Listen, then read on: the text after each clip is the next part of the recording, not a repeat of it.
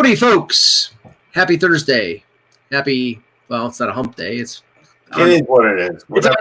Everybody was asking me, well, think of something for Thursday because you say happy Monday, happy hump day. You know, thank God it's Friday. There's Tuesday and Thursday are sort of lost in the mix. And I'm like, well, Thursday's it's one day closer to the weekend, but it's still not there. So it sucks. But anyway. All right. We will start with the pre-show. Go ahead, Russ. All right. So let's talk about the James Harden trade. But even before the trade, I want to talk about something that some networks are doing now that I think is disingenuous. We all use stats to prove a point when we write an article. That's fine. Right. But now networks like MLB Network and ESPN are trying to prove that every signing and every trade is historic with some kind of wacky stat. And so with James Harden, they found the stat that they found Harden and Durant in, and it was something like with 600 what was the I forget what the term was now. I don't know if it was somebody contesting them or whatever it was. Yeah, I think it was maybe contested shots, something like that. But they found it for 600 or fewer. These are the two best guys in basketball, and it's like, and for Francisco Lindor with the Mets, they were like, well, look, he's the best shortstop in baseball. And if you look at his, OPSS, I'm just making up a stat, for the last 3 years, you'll see that he's ranked top of Major League Baseball. And it's like, okay, I mean, I'm getting a little tired of that. But as far as talking about Harden, I did see the clips of the post game where he had no energy. He looked bloated, and he was just like, yeah, we're bad. I don't know. I don't want to be here, basically. I gave all I can. I can't do anything else. Thanks for the memories, Houston. That's basically what he's doing. And look, I spent some time in Houston. They're a really good basketball town. They love their basketball there. I mean, I was there. Olajuwon. I was there for the height of Olajuwon. Well, the beginning of Olajuwon, not the height. The beginning. Drexler. Yeah, and Drexler was there, and with University of Houston. And so I saw some of that. And I just, I don't understand the guy.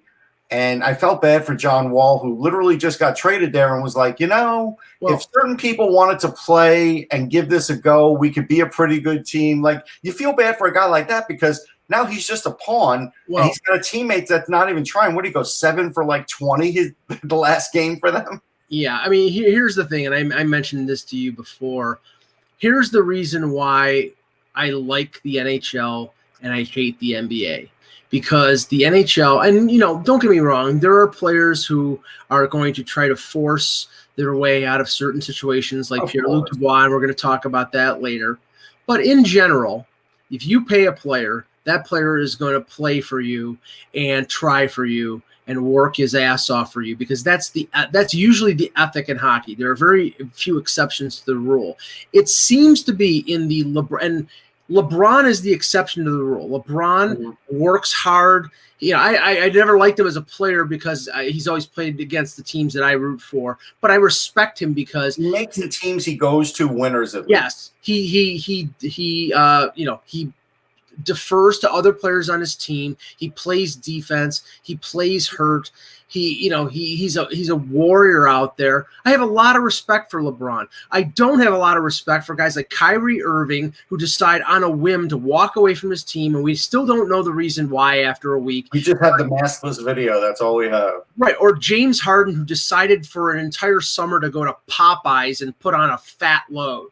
And because he was pissed off that he wasn't in Houston, it didn't work with him and Russell Westbrook, and now he pouted and pissed and moaned and got his way, and now he's going to Brooklyn, and now it's Brooklyn's problem that they gave up the equivalent of 8 first-round picks for a guy who's too fat.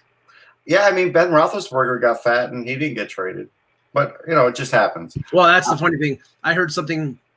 Mike Tomlin had a really, enthusiastic response about Roethlisberger being back for next year, and essentially said, well, he makes $41 million, and if we cut him, we take a $22 million cap hit, a cap penalty, so he's going to be our quarterback Probably. It's like, they're screwed. There's no way out of it. So actually, Funky says, the Raptors aren't very good anymore. And he's right. And actually, I have a new writer for Sportsology, Alec Marcus, just wrote about the Raptors today. So you can go to Hoopsology and check it out because he was wondering why they were 2-8. But yeah, I'm not a Raptors fan. I'm a Celtics fan. I know.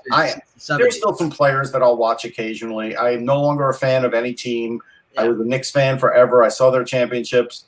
There'll never be another Knicks championship, so it doesn't matter. And that's it. That's all I have to say. One last thing here about the NFL. The report is that Urban Meyer is taking the job with the Jacksonville Jaguars. It's being reported in multiple sources. The rumored salary for Urban Meyer is $12 million a year. Waste of money. You would have to pay him that much to take that disaster of a team. Complete waste of money. He's not going to be Jimmy Johnson. Let's put it that way. He's going to be Steve Spurrier. That's what I think he's going to be Steve Spurrier without playing golf early because there's too much media to catch him doing it. Now, here's the interesting conspiracy theory, and it probably won't be the case, but obviously Urban Meyer was at Ohio State. I believe he recruited Fields, the quarterback from Ohio State, when he was at Ohio State. More than likely, he's going to take Trevor Lawrence. But only going there for Lawrence. But wouldn't it be funny if all of a sudden he decided, okay, I'm going to take the kid that I know rather than the kid that I don't? I mean, the Jets would drop dead if that happened. Was it Fireman Ed? Fireman Ed would croak. Yes. All right. Hello, Hockey World. Today is Thursday, January 14th, 2021. Somebody got the date right. I'm Russ Cohen from Sportsology. I'm not up. And I'm Mike Lagello, and this is the HockeyBuzzcast here on HockeyBuzz.com. All right, we had 5 games last night. It was so great to see games on the ice. We've seen practices and scrimmages and Zoom calls and everything, but it was nice to see, an actual game. Now, you have the advantage over me. You were actually in the arena. So tell me what that experience is like. I saw it from the TV perspective, and the thing that I thought was cool was they had, I think it was a first responder family sitting by themselves, yes, like a husband, a wife, and a child by themselves, and they were basically the crowd. There was nobody else there except reporters and unfortunately Gritty. But Gritty has his own little stage. He's dancing around like a marionette for 3 periods. I'd like to know how much they're paying this psycho. Obviously a lot, but he got a lot of airtime. Gritty got a lot of pictures on Getty Images too. The only reason I know that is because Bruce Bennett was in the building because it was the first game for the NHL for the year. So he was around taking pictures and eventually took my picture. I said, if he takes my picture, I'll give him $5. And I heard the camera click, but I don't see the picture yet. So he ain't getting the $5 until he produces the shot. But it's a different kind of night. And that's why someone like Bruce was there shooting it, because not only was it the first game, but there's no fans to start a season, which has never happened before. And you've got media in the crowd, sitting where the crowd would be in the 100s in these long black tables about 10 feet apart. And, the whole thing looked weird. The game itself was really good for a while, as good as you could have it with the awful garbage defense that the Pittsburgh Penguins have. This is Ack took this video at the game yesterday. This is Gritty just at his little podium with the little googly eyes on the front here, constantly moving right behind the Pittsburgh bench. Yeah, I would be surprised if a team doesn't throw a stick at this. They didn't take notice, but I'll tell you some interesting things. So where we're sitting, there's no netting. There's no netting up this year. So we have to sort of keep our eye on the game, because if not, we could lose a laptop. And I remember sitting in the old Spectrum, and their press box was about what the 200 level would be for the Flyers, and pucks would fly in there, man. Well, and you've been at MSG before, the new MSG. Yeah, when it was down in the crowd, yeah. Yeah, I was gonna say that isn't the media basically like at the 100 level there? No, it is, but it's a bridge with plexiglass all around you. Okay. So even though you're suspended over the ice, you're protected. Yeah, that could be dangerous if there was no. Okay, so getting to the game, observations about now it was a 6-3 Flyers victory. I checked in on this, but you were there. The overall first impression of Pittsburgh is their defense is challenged. It's garbage. No, it's not even challenged. There were times when, and again, I know people want to say blame a lot of this on Jerry. You could blame some of it on Jerry. That's fair. He was in net. He wasn't sharp. But really, was there any goaltender in the NHL that was sharp yesterday? I didn't expect anybody to be. And to me, sharp is like 2 goals or less. So, I think there were, a couple of those scores. But it's hard. And they didn't have enough practice. They didn't play in enough scrimmages because you didn't get into preseason games. Preseason games do matter. I think we're learning maybe there were too many, but they do matter. But getting back to the defense, I mean, Mike Matheson is literally just chasing the puck the entire game. And the fact that he's on a second pairing is awful. Now, I don't know why he was on the second pairing and Marcus Peterson was on the third. I would switch that because he is clearly safer and a little better. He may not be as mobile as Matheson, but he's not a turnover machine, and that could help him a little bit. Maybe they'll make that change for next game. Interestingly enough, the best thing about the Penguins in that game was their third line with Tanev and with Mark Jankowski. Jankowski looked great. Yeah. If you remember, I thought he would be a great pickup for a lot of teams because, A, he didn't cost a lot of money. He's a big body. He's good with faceoffs, and you hope he can get back to that 20-goal year. And I have to tell you, he was playing great defense. There was a point, and people could look, they can go to sportsology.com. I wrote, I'm not doing game stories. I am doing like player observations in games. And it's not all, young players. It's other things that you might miss at home. And one of the great plays that Jankowski made in that game was Konechny trying to do his usual move along the side boards. And when he flipped the puck up, Jankowski was there. He couldn't even get into the offensive zone. Used his body, got the stick on it, got the puck, and Konechny couldn't do anything. And that's the kind of forward that Pittsburgh has to have now, and they need more of them. They have a few of them, obviously, Crosby, because their defense just isn't good enough. Yeah, I mean, honestly, if you look at, I don't know. I'm assuming the pairings were Letang and Matheson, or Letang and Dumoulin. Dumoulin, and that's a good pairing. Right. Letang looked really good. He is never going to be the point guy he used to be. Yeah. But he was the leading minutes guy in that game, and that should never be either. Yeah, I mean, the bottom pairing should be Matheson and Cody Ceci, but that might be too much of a liability.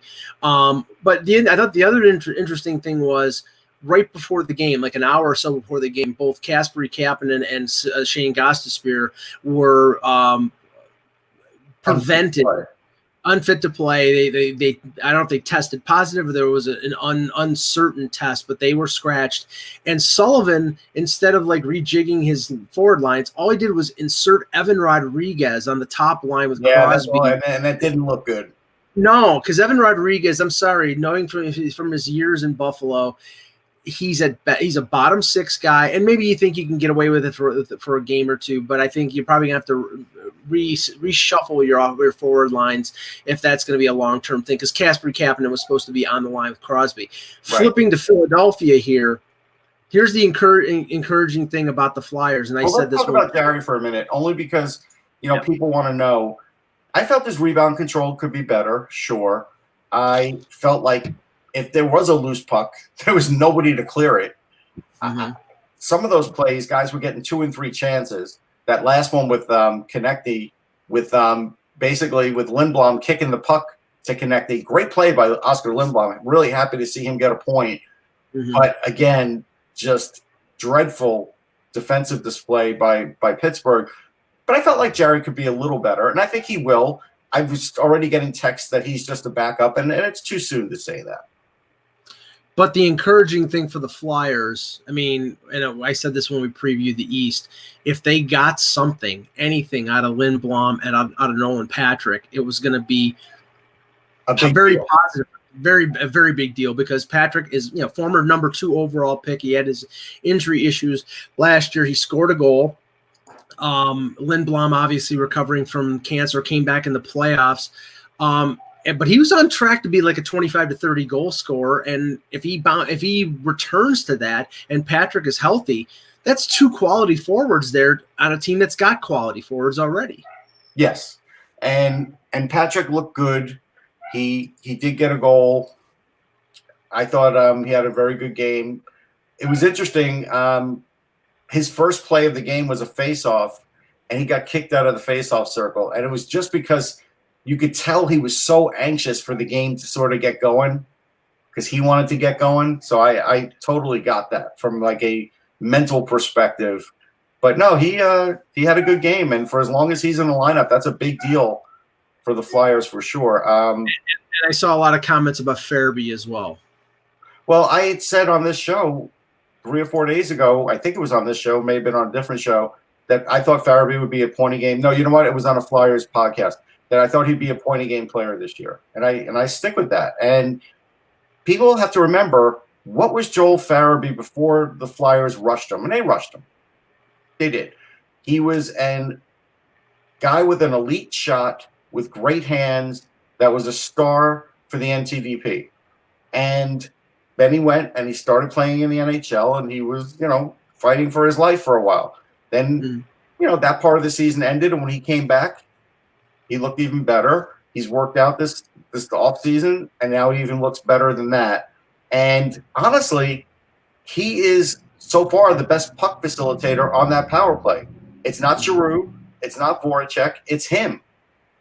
And if he and Gustafsson are going to get this continuity going where he's able to get him open shots, guess what? They're going to get a lot of points. Now, moving from this game to the game that I concentrated on. I want to mention there's 2 more things. Well, let me ask this question first. Okay. Did you perceive that this was the quality of a preseason game in terms of rustiness with a number of players, or did you think that it had the sort of cohesiveness of a regular season game? No, I felt like it had the cohesiveness of a regular season game, but I just felt like, was there some rustiness? Yeah, at times. And I do feel like at times guys were not as fit as they could be in the third period with their wind. And I think Pittsburgh clearly showed that, because there was a point where I felt like the Flyers were playing shinny against them because they just couldn't keep up. And so I do think Pittsburgh hit the wall quicker than Philly in that game. What were the points that you wanted to? Yeah, the point is with like Carter Hart. So I thought Carter Hart was okay. Pittsburgh didn't have a lot of great scoring chances. They didn't. And the puck that Carter Hart cleared that Crosby got, people want to, or at least Eck did when we were talking at the rink, wanted to give Crosby more credit than I felt like he was due on that. It's a great play. It's Sidney Crosby. He knows where the puck is and what might happen. But when you see Carter Hart sort of lumbering behind the net, a little unclear on what he wanted to do next with that puck, someone like Crosby is going to initially instinctively tune into that and figure out what's going to happen. And he tracked that puck and knocked it in. It's a great play. But again, even in the first scrimmage, even in the last scrimmage for the Flyers, I was there live for the first. I watched the last one. Hart still has trouble at times behind the net, and it could plague him for a long time. Like, there are some guys that just aren't great at it. You know what? Just leave the puck there. His teammates just know that you got to go there and get the puck and stop with the other stuff. Because, I don't want to play the game that Kevin Bieksa did on Sportsnet where he goes, well, if you take away that goal, Hart had a really good game. Yeah, but you can't take away that goal. That's part of the game, and that's what he has to clean up.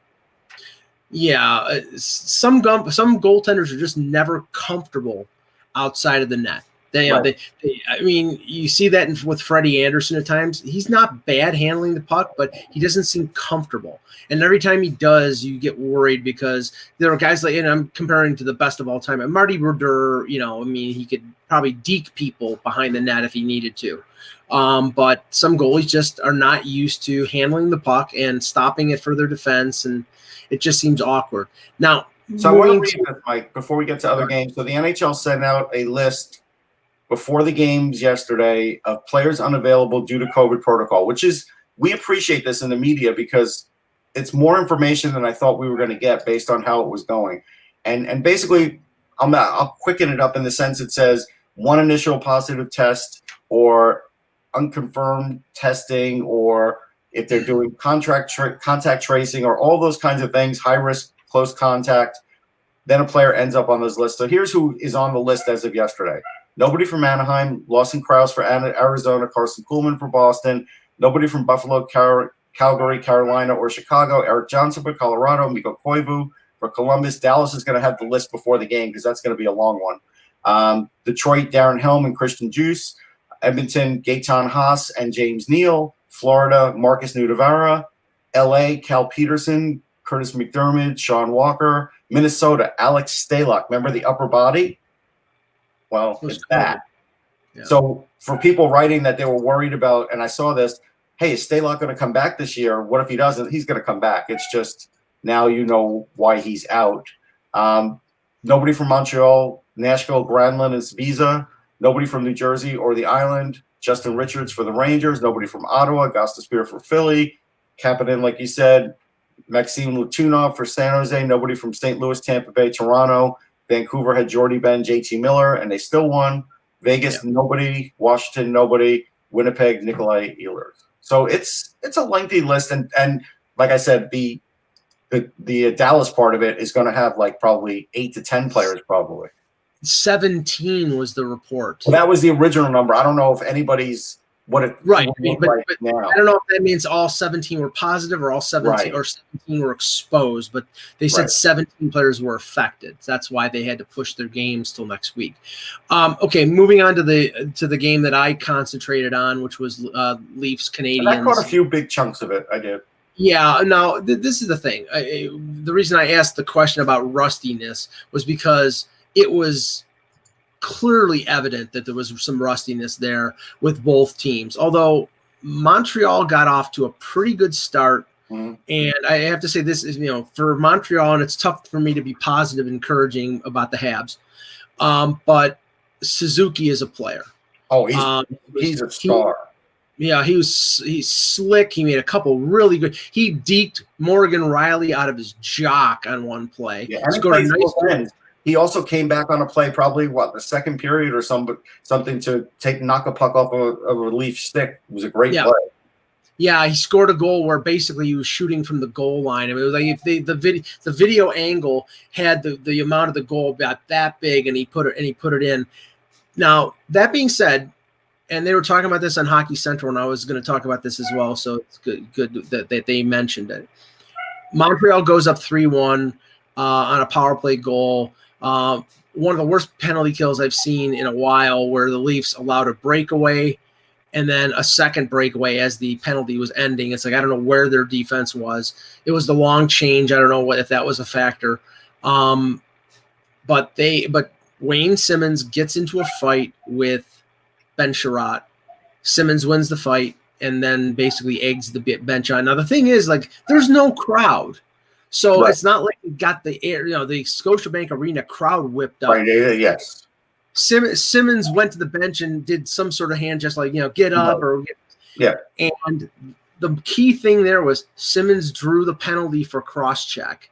So he got Sherratt to take the 2 and the 5, and then they scored the power play goal, and then it was on. The Leafs got a 5-on-3 late in the second, tied it up, exchanged goals in the third period. And then Morgan Riley scores on a 2-1 in overtime.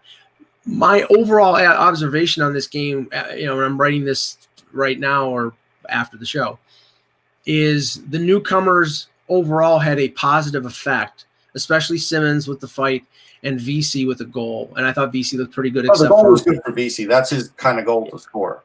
But I mean, I'm not criticizing Joe Thornton. But Joe Thornton, I thought he played okay, but in the second period, Keefe was putting Zach Hyman on the top line. Now, I don't know if that's the plan. They're going to sub in. I think they're going to rest him in the middle period because he only played 17 minutes. Right. Now, I think he didn't play badly, but other than one setup where he had Marner in the slot, he didn't do a ton. I think they're going to give it more of an opportunity than one game, obviously. Yeah. But it didn't seem to work. And I think the worst player on the ice for the Leafs was Zach Bogosian.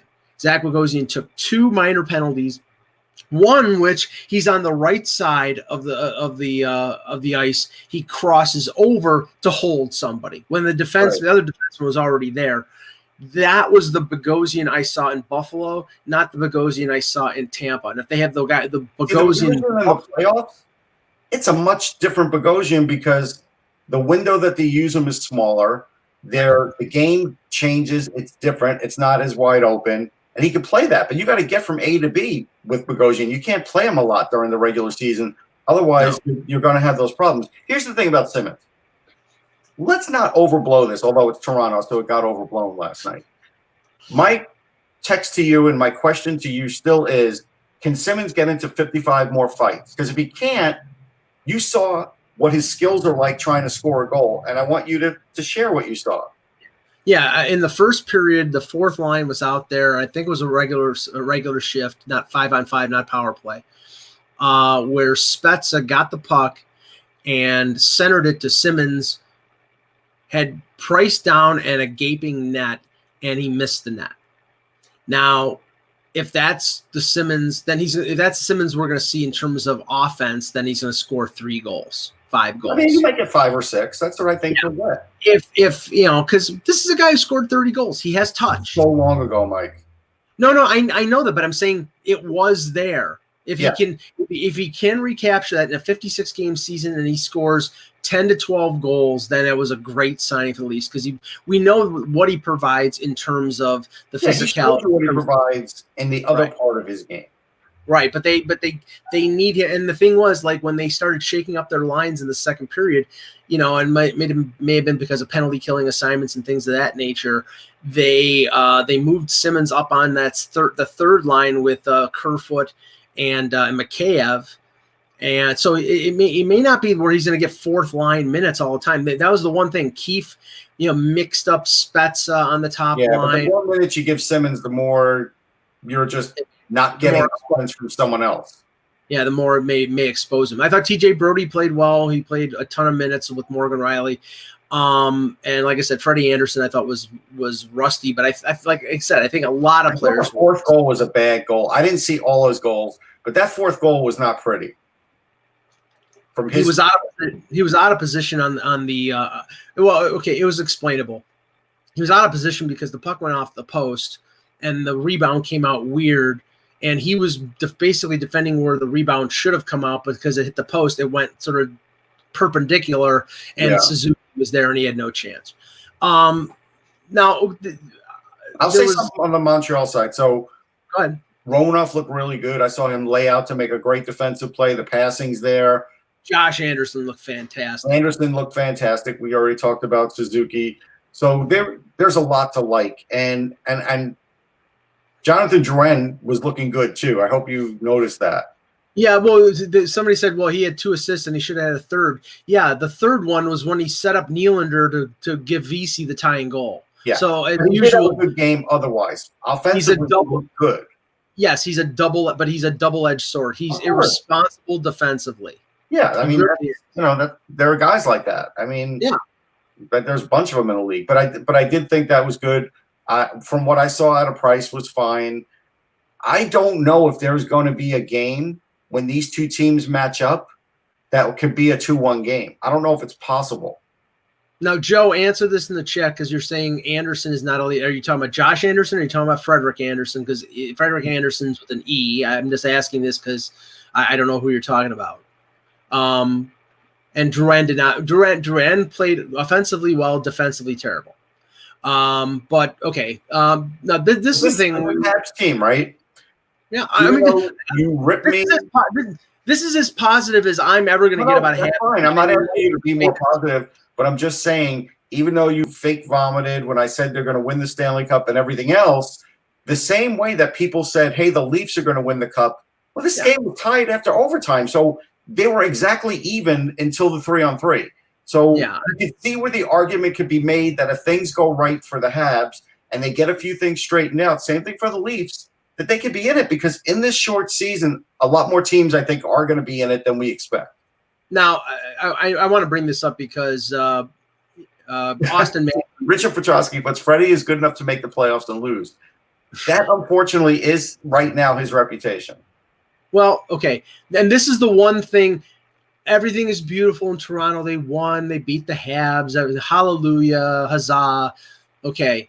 the one thing I drew from that game, and I'm not drawing conclusions after one game of 56, but the focus, the mantra of the Leafs, of Kyle Dubas, of Sheldon Keefe, of the players that they brought in, was we're going to be more responsible two-way. And yesterday, they were not. Yesterday, it was. Now, Keefe said, it's the first game. I'm not going to be nitpicky. Okay, I'll buy that. And if they get better and they're more solid defensively, then there you go. But they basically had to rely on their overpowering offense to cover up for defensive faux pas in that game to come back and win. And again, if you're going to be defensively not inept, but defensively careless, you're not going to win a Stanley Cup. So they need to tighten it up. And that's why I said a few games down the line, we'll see what happens. But the other thing I wanted to bring up, and I want to say one Leafs point. Yeah. Leafs point, until they change their goal song, I hope they get shut out of every game this year. It is unbearable. Come on. Can you, it's been 3 years of this crap. I mean, I used to like that song. I deleted it from my iPod. Because I've heard it so many damn times. Okay. At least 40 was done. Jeff Jackson, who's an agent, who's the agent for Connor McDavid and Austin Matthews, tweeted out something in regards to talented players being abused. Now, Brent Sherratt and Matthews had a battle in front of the net, a couple battles. Sherratt cross-checked him behind the net. Matthews came around and cross-checked him back. Sherratt got the desired response, so he smiled at him. Later in the game, Shea Weber hit him, and then Sherratt hit him again, and Matthews sort of winced in pain. Now, okay, the way that you prevent this from happening, I'll call it the Boreas Salming response. Boreas Salming was viciously attacked by the Broad Street bullies in the mid-'70s. Holmgren and Kinderchuk and Lonsberry and all these guys. They went after him because he was the most talented player on the Leafs next to Darryl Sittler, and he was a defenseman, and they made his life a living hell. And what did Salming do to combat that? He became a surgeon with his stick. He slashed. He probably would get suspended now, but it stopped them from doing a lot of the stuff that they did because they knew there was going to be some pain inflicted. I think that Matthews at some point is going to have to just take a suspension and slash somebody or cross-check somebody or do something, because right now these players think they can just keep cross-checking them and hitting them and whatever with impunity, and it's not going to work if somebody else has to come to his defense. He's got to do it. And I think honestly, Russ, I think in the last year or so, you've started to see the physicality out of Austin Matthews that you never thought you'd see, and that's part of the maturation process. But I don't know about the agents saying that there should be a protected class in the NHL. That's just like, come on, man. I will say this though. And Matthews could go a different direction. He could do what Andy Bathgate did, and Bathgate put out an op-ed article in the New York Times about how spearing was getting out of control in the NHL. I don't know if Austin Matthews would do that with the Toronto Star, but I think it would be a welcome sight. But it didn't work. And so one day, good old Gordie Howe went into Andy Bathgate and speared him. And they got into a fight. And unbeknownst to Howe, that Andy Bathgate was almost like a Gold Glove boxer because his dad was a boxer, and he punched Gordie Howe in the solar plexus, and he told Gordie Howe, if you effing do that again, there's more of this coming. And Gordie Howe left him alone for the rest of his career and went after other guys. And nobody expected that from Andy Bathgate, and I say the same thing. It's the same as Matthews. So you're right. He is going to have to slay the dragon once, and then he'll never have to do it again. Now, Gilbert Perreault in Buffalo did the same thing. He was never known as a fighter. He was a high-flying French-Canadian. He got into 2 fights in his career, and he started in 1970. He fought Brian Watson, that's a tough fight, and beat him up. Well, Perreault was a strong guy. He really was. I met him years later, and he still had a grip, man. He's a strong guy. Legs like tree trunks. Yeah. And the other fight was Dan Maloney, and he beat him up. So it's like, yeah, he could fight. He just didn't want to. But I think after that he proved, okay, I can beat these guys. Don't try and mess with me. So maybe that's and now I don't think we know Conor McDavid got into a fight in the OHL and he broke his hand in the fight. Yes, when he punched the guy, he broke his hand. Yeah, so I mean, I think in that case you're going to have Zach Cassian, who's the hockey assassin, to go out there and protect him, because you don't want.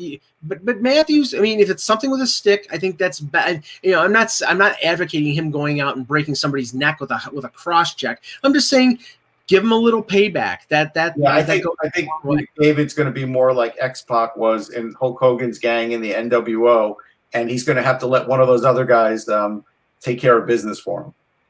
X-Pac, my God. Okay, other games from last night. The Tampa Bay Lightning beat the for Funky saying Rocket Richard had to do it as well. Rocket Richard was legit crazy. He did it more than once. Did you look at the look in his eyes? He was insane. I mean, hey, what? Do you think the stuff that happened in Washington is a little crazy? Yeah. In 1955, Rocket Richard basically whipped up the Montreal fan base into a lather because he got suspended. I don't think he said anything to in the press or whatever, but they tried to kill Clarence Campbell, the commissioner, in the stands. So that was anyway. Tampa Bay beats the what I would say hapless Chicago Blackhawks 5-1. This is going to be a long year for Chicago. I mean, Malcolm Subban in goal, no Taves, no Kirby Dodge. They put Seabrook story. What's that? Did you hear the Seabrook story? No, I didn't. So he took the ice to the ice like we said he would in camp and tried to scrimmage, and something happened with his back. And now he's out again. Like, that's it for Brent Seabrook. We're not going to see him again. I mean, that was his last kick at the can. But they haven't put him on long-term injury yet. They put him on IR. I mean, if anything, there was a moment in that game though where they showed, and I watched a couple minutes of that game because I wanted to see how bad they are. And there was a poignant moment where they showed DeBrincat talking to Patrick Kane, and I felt like Patrick Kane was somewhere else. I think he was in Aruba or somewhere else. But he wasn't next to Alex DeBrincat, and he wasn't in that game. And I think he might ask for a trade at some point. I do, because I think it's going to be intolerable for a guy like him. Yeah, Dylan Strome got the only goal for Chicago, and it was a weird one that deflected off of both skates of Vasilevsky. It was like late in the third period when he was going for the shutout, and it was one of those really type goals, But really, I mean, how much room they gave Steve Stamkos. Steve Stamkos was given the kind of room that you dream about when you're even just playing street hockey and you can get a shot off, and he's one of the great shots of his generation. He probably had 5 Mississippis before anybody could get to him. It must be nice that you can just by the way, sub in, Stamkos for Kucherov. Kucherov's out for the year, or Stamkos? Stamkos is out for the year. You guys play even odd years. We'll get through this. Oh my God. It's unbelievable. Now, the game I watched a little bit of, the Blues before the Blues. I hope NHL Network does not show the Blackhawks the rest of the year. Don't show them, even if it's Edmonton against the Blackhawks. It is just not going to be a game. It's not. You're going to lose the audience. Do they have an opt out in their schedule? I hope they do, because you knew that coming into the season they were going to be awful anyhow. Like I would hope they wouldn't have them on very much. I don't think they do. I think their schedule's set. And I don't know how many games they have with Chicago. I mean, based on the way Chicago played in the playoffs, they probably thought, oh, this is a good get. Big market, Taves and Kane, young guys DeBrincat and Dotch. And I would just put up like Saved by the Bell and just cancel the game, on the broadcast. It's just that bad. I mean, not the reboot of Saved by the Bell. You know why I watched that game? To hear Bob McKenzie in between periods. Then I shut it off. I didn't see the intermissions. Was Babcock on there? I didn't see him. I didn't stay on long enough for that. Okay, because I can't. That's appointment television. I can't wait to see that. For Babcock, it was funny because basically what I kept seeing was, "Hey, we lost Milbury. Oh, we gained Babcock." As the viewers, that's what the viewers acted like. Well, I know a sizable portion of Southern Ontario was extremely happy yesterday when the game was broadcast and it was Chris Cuthbert and Craig Simpson and not Jim Houston, because Leaf fans, for some reason, do not like Jim Houston very much. And if that's the new broadcast team, if it's Cuthbert covering the Leafs, a lot of Leaf fans will be very happy. But maybe usually it's Simpson and Houston together, so I don't know if they did. Wait, Randy, this can't be right. The Blackhawks are on 21 times. Come on. It's possible. I don't know. I mean, but okay. Moving on. The Blues beat the Avalanche 4-1. An ugly incident in this game, though. Sammy Blais. I never know how to pronounce it. Is it Blais? I don't care. That's what I say. Yeah, he head hit Devin Taves, and it's being reviewed by the NHL Department of Player Safety. It was one of those whiplash type of plays where he hit him like right on the jaw, and he went down like a sack of potatoes. And that sucks because that's Taves' first game in Colorado. Now, my takeaway in this game is, again, Philip Grubauer is not going to win you a Stanley Cup. I thought a couple of the one game, Mike. I know, but I understand that. I'm just saying, did not look good. Like, come on, man. At all. Are you going to say McKinnon didn't look good either because he didn't score? No, I'm not going to say that because I'm not an idiot. Oh, okay. But Grubauer after one game. I can say that the questions in goal were those questions were. Well, that's why they're going to trade. They might trade for a goalie at the trade deadline. I think they're going to. I would hope so. Now the other game, and boy, didn't make me feel so good. The Vancouver Canucks beat the Edmonton Oilers 5-3. Yeah, you're a big Canucks guy. I know. Oh, geez. No, it's just honestly, I don't understand how, and okay, maybe it's the fact that they already invested four something $1 million in Mikko Koskinen, which I don't get, but they clearly were going out in free agency trying to attract Markstrom or one of the free agent goalies out there. They struck out and they went back to Mike Smith and Koskinen, which is a weak. Probably highlights. Who was the goalie for Edmonton? It was Koskinen. It was okay. The goal that was a breakaway. I'm forgetting now whose goal that was. It wasn't Hoglander. It was after that. Maybe Odette or Besser. Yeah, he had a break. It was a 1-on-1, and I'm telling you, that looked like Ekinet. It could have been, but instead it was Koskinen. He didn't even move. Like, there was no reaction whatsoever. You got a 1-on-1 situation, and there was no reaction. It was like, it was just frustrating. Even on a highlight to see that, I was like, what are you doing? But what I did see enough of was Edmonton running around in their own zone defensively. Yes. They did not have any kind of a semblance of defense that is going to drive Tippett crazy. Richard, if you were going to war with the Pens D or the Oilers D, who would get you killed? Right, now, this is a great question because I'm trying to think like a military mind. Like, basically, I'm trying to preserve myself at this point because I know this is doomed, and I'm going to try and exit out of there before I die. I would say if Custer was at Little Bighorn, his troops would be the Edmonton Oilers defense. Yeah, I'm going to take the Oilers simply because at least their top pairing with Darnell Nurse is decent, and I could maybe hide behind that until I make my exit and just let everybody perish in the battle. So there you go. Now yesterday, Besser had 2 goals. Yeah, I think it was the Besser goal, man. And Nils Höglander scores his first NHL goal. Which is how he does it, right? He picked up the garbage, on a rebound. He's a guy that zooms through the crease like that, and he's got a stocky body, so he's not afraid to do it, but he's got a great shot and great hands. And I was happy to see that goal because that'll keep him in the lineup. The other thing was the Adam Gaudette goal was a really nice goal, too.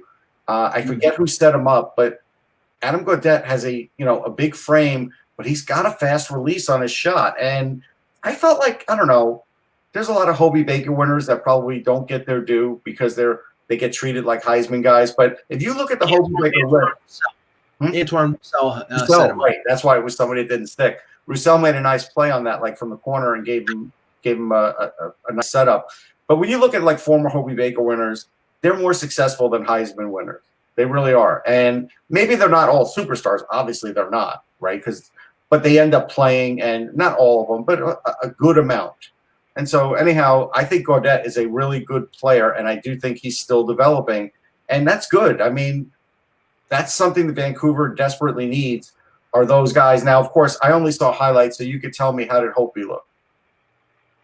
I thought he looked okay. I mean, again, he didn't seem particularly sharp, but sharp enough to get the victory. I mean, let's just say this, compared to Koskinen, he was Sari Sawchuk. But, now the one thing, and I mentioned this to you before the show, they were talking about this on the broadcast last night, and I understand why they were discussing it.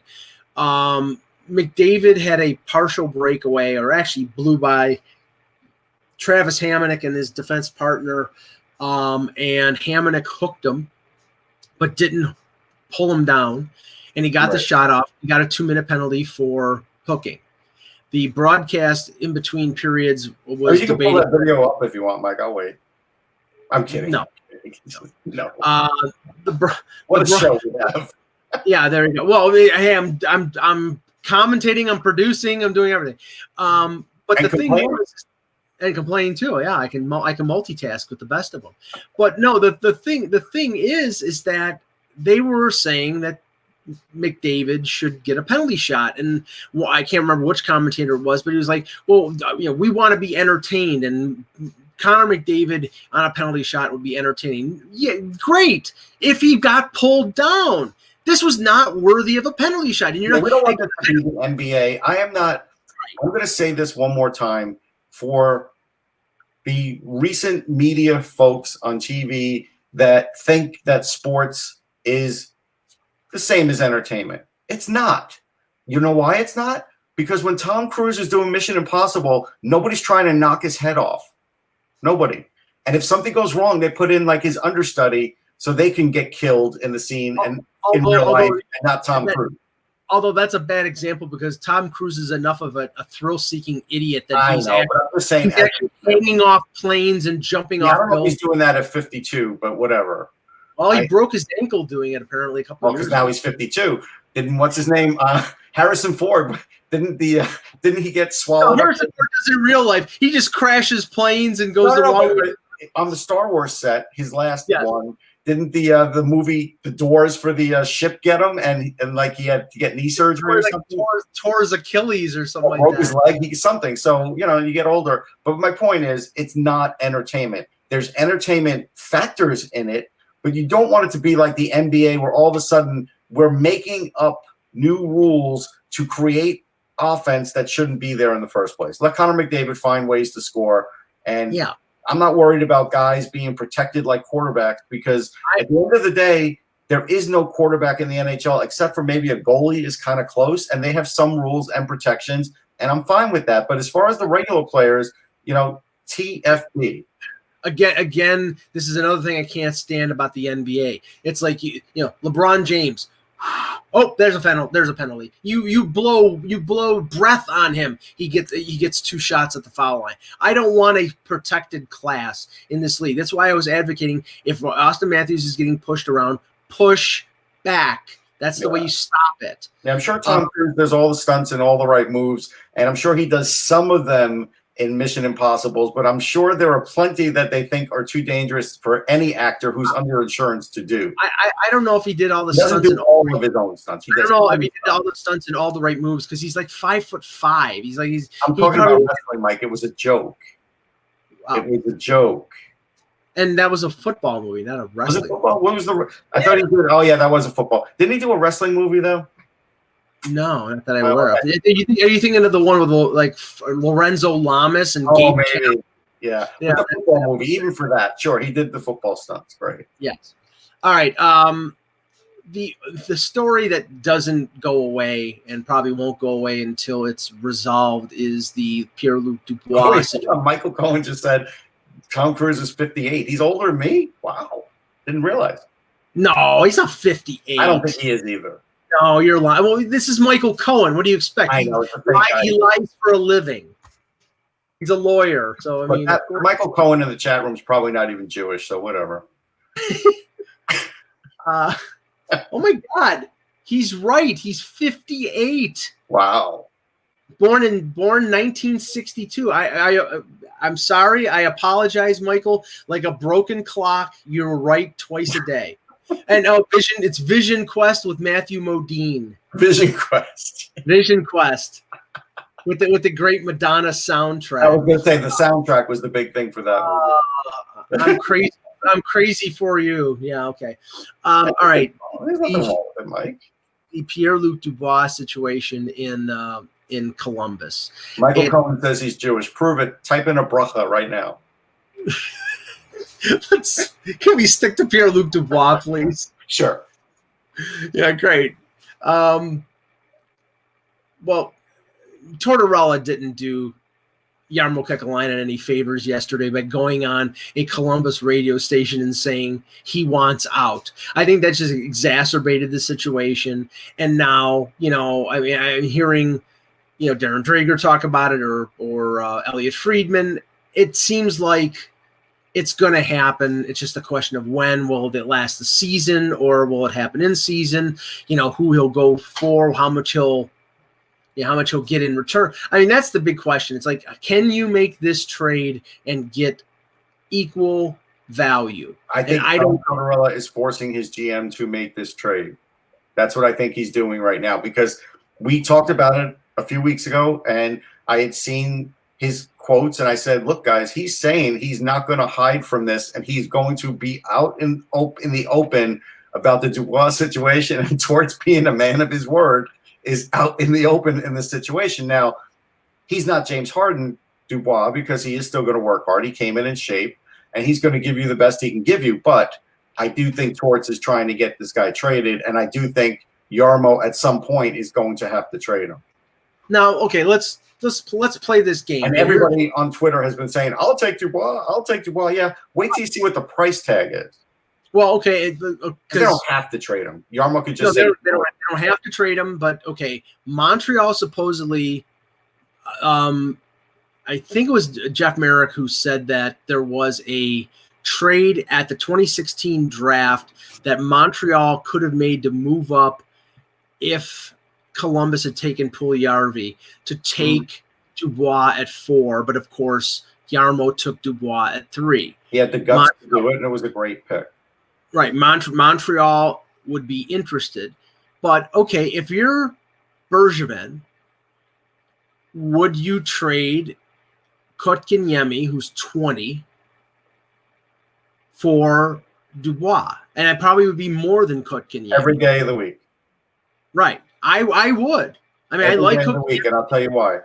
Because Dubois is more physical, and the point differential, maybe Kotkaniemi gets a few more points every year, but Dubois is a lot harder to play against. Now, Kotkaniemi is feisty, and he does use his stick and everything else, but I think Dubois is just all around better. I think Dubois in a Julian system would be unbelievable. Yeah. I mean, he's played for Torts, so he's used to the two-way responsibility. Now, the other one, and this is the thing. They say Dubois wants out of Columbus because he wants to be in a bigger spotlight. He wants to be in a. So how the hell is Winnipeg a bigger spotlight? I wish we had Pete on the show, but it's like maybe it's a better fit in terms of like the team structure. Winnipeg's a bigger spotlight because people in Canada care more than people in Columbus. I mean, that's not a rip on Columbus people. It's just as far as the general population, that's just the fact. But he doesn't have a no trade, but he can make it clear to Jarmo, I'm not going to Winnipeg or and put a kibosh on the deal. But the question is, I mean, with Winnipeg, of course, the talk is Laine. And if I'm Jarmo, I don't want Laine because do I want to spend $9 million? No, he's not doing that. He doesn't fit in this salary structure. We know that. The whole world knows that. He's not taking Patrick Laine. But again, that Line situation is going to help derail Winnipeg's season this year. Winnipeg fans, I feel bad for. They are not happy. They're not even thrilled. There are some that are not even thrilled that the NHL is back because they know their team's not going to make the playoffs. So it's kind of like, okay, the NHL is back. Great. What's Line doing? What's going on with Maurice? What's going on with Cheverdayoff? Like, that's what they lament over, and I get it. Now, the two other teams, and I'm just looking because any team that makes a trade for Dubois, I think, has to have a boatload of prospects. You're going to have to give them a center prospect or player in return, right? Which is why I'm saying, okay, would the Flyers be a fit for Dubois? The Flyers. I mean, they're not going to take Frost because he's not NHL proven yet. Yeah. They might take Nolan Patrick in a deal. You know, the questions of injury would be there. Yeah, but I mean, that's a guy who maybe could be in a deal. You know, I don't think it's going to be right for Philly, and actually, they still would have to trade some salary back in this deal because that would put, if you just took Dubois and you traded Patrick, obviously that would put him over the cap. So you're going to have to do something else too. No, so I heard multiplayer related from the Flyers end, and I don't think they need to do it. Now, I heard one interesting theory, and I don't know how much validity there is to it, but whenever you talk Columbus, you have to think about who was in Columbus before, and that was Bill Zito, the assistant GM of the Blue Jackets. And one of the big dilemmas regarding Florida is after next year, Alexander Barkov is a UFA, whereas Pierre-Luc Dubois, making a little less after next year, is an RFA. He's got 2 more years before he qualifies for unrestricted free agency. Would a Barkov-Dubois deal probably have to be bigger? I think it would make sense because I think Yarmo could get Barkov. It makes no sense from Florida's perspective. Barkov is a way unless they think they can't get Barkov signed. Yeah, I don't think he's going to be that type of guy, and he's so much of a better player. I would never do that. Yeah, but any other deal, David Jones goes, would Guerin trade Rossi plus? No, I don't think so. I don't think that's enough. I think in this deal, Funky is saying, Kakko. Well, Kakko's not a center; he's a winger. Right. He's never going to be a center in the NHL. Right. So I mean, but I'm just telling you this, right? Like Yarmo is not making this deal for futures. He's not making this deal for guys who are unproven in the NHL. He's at least one piece in this deal is going to be somebody who fits in the spot that is being vacated by Dubois. So it's going to have to be a young center who a lot of people think have. And something else is along the lines of what you can make that deal for. Yeah, I think it fits. I think Montreal probably give up. Right. If you throw Monahan in plus something else, yes, you could get that deal done. Yeah. And no way for Barzal. No way. No, they're not doing that. No. But those type of deals are tough. They're really tough to make. And I'll tell you the other reason why they wouldn't do the Barzal deal, because Yarmo knows he's going to have to pay Barzal more than he's paid any player in that market, and they don't want to do that. And the overriding problem here, and I think it was Drager that was talking about this yesterday, is the fact that what's going on with this Columbus organization that nobody wants to stay. Panarin wanted out. Bobrovsky wanted out. Now Dubois wants out. It's not a bad organization. It's run. And it's not Torts either. I'll tell you what it is. It is the fact that they are limited money-wise. And they don't – part of it, I believe, is the way Yarmo works it, in the sense that he doesn't want to be the Leafs and pay one particular player as much as like Tavares is making. And then the other one is – and players know that. And then the other one is right now, they're probably hurting financially because they need their fans. They are a market that desperately needs fans. Like how much under the cap is Columbus right now? $5 million. That's not by accident. And here, their highest salary is Cam Atkinson at $5,875. Right. Here, Just briefly, here are the salaries. Dubinsky 5'8", he's on LTIR. Foligno 5'5", Nyquist 5'5", Domi 5'3", Dubois 5. So he's sixth. He's their best player, best forward, and he's sixth. But he's young and he doesn't have the time in. Right. Seth Jones 5'4", Werenski 5. Elvis, who had 1 year in the league, is making 4, but he's a goalie.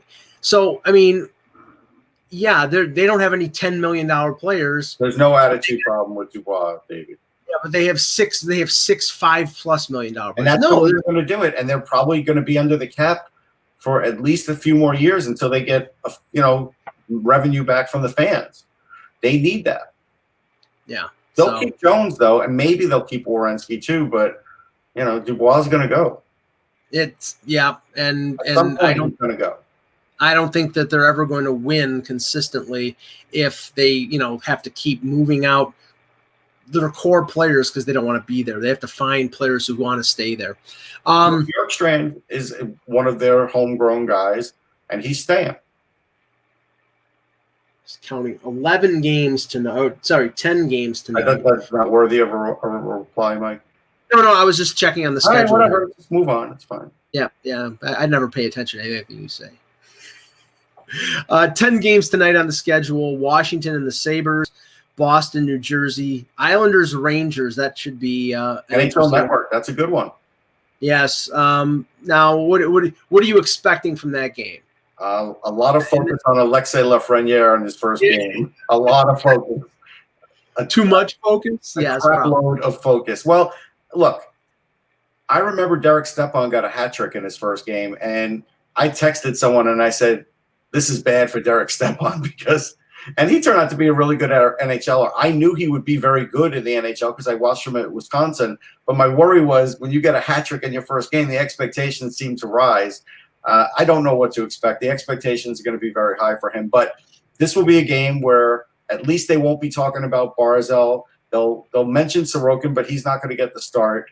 And they'll mention Lundqvist for a few minutes. But they'll get into the heat of this game. And unfortunately, look, on any given night, anybody can win, but the Islanders have a better roster right now. It's just the way it is. Carolina, Detroit, Columbus, as we were talking, they're playing Nashville, Calgary, Winnipeg, Vancouver, Edmonton, back-to-back. So second of back-to-back games, which probably means that Thatcher Demko will play and Mike Smith will play for Edmonton if they don't go to back-to-back goalies. Advantage Canucks. Yes. San Jose, Arizona, and Anaheim. I wouldn't even take Mike Smith in the Hockey Buzz pool yesterday. I bought all these players, right? And at the end, I was down to like $5 million for goalies, for 2 goalies. And I think it was like $5.4 million, right? And I ended up getting Binnington, which I'm fine with, and Shesterkin. But I saw Mike Smith's name pop up for $1.5 million, and my brain said you can't do that. I took all the ELC defensemen. I took Rasmus Dahlin, Makar, Hughes, all making under $1 million. Yeah. Anaheim, Vegas, and Vegas apparently is still going to play 13 forwards and 5 defensemen, which that has to be. That can't be a strategy. They're saying it's cap related. Oh, okay. I knew there had to be something else because it's not a strategy you want. Yeah, no, I don't get it. But Minnesota can get away with it. Yeah, Minnesota plays LA, and the Dallas-Florida game obviously was postponed. So let's talk about Vegas for a minute. Sure. How many games do they have to play this 13-5 thing to satisfy and get enough cap space to continue to keep operating this machine? When does Bill Foley realize, okay, I do want to win, but what am I doing to the future of this franchise? Because when the Flyers were doing this and the cap was they were in such cap hell day to day with Hextall, it affected the team. I watched it affect the team. Well, from what I understand, it's one game that this has to happen. Then they put somebody on LTIR, and then like for example, Chicago played last night. Today they put Taves and Dotch on LTIR. Vegas plays tonight, and then probably I think Leonard's hurt or one of the goalies is hurt. whoever is hurt, they'll put on LTIR, and then they can field a regular lineup. But they're going to be hurting in net. Who's the other goalie? Dylan Ferguson? Is it Dylan Ferguson again? Yuri Patera. Patera's too young. He's too young. Oscar Dansk. Wow. There was a time where I liked Oscar Dansk, and then they used him in that first year, and he ended up getting a win. But Oscar Dansk is a far cry from an NHL goalie. And if Leonard's hurt and Marc-Andre Fleury's their guy, this will be a comical situation for the media. But I love Fleury, and he'll be fine. But it's just interesting how it's all sometimes things how they work out. Calling Mr. Sparks, Mr. Garrett Sparks. We will be back tomorrow with another edition of the Hockey Buzzcast for. Eklund wasn't here today, but so you can't say he's departed, but he'll be back tomorrow. For Eklund, he's not departed. Yes, he's not departed. Yes. For Russ Cohen, I'm Michael Agello. Thanks for watching, and remember, without the buzz.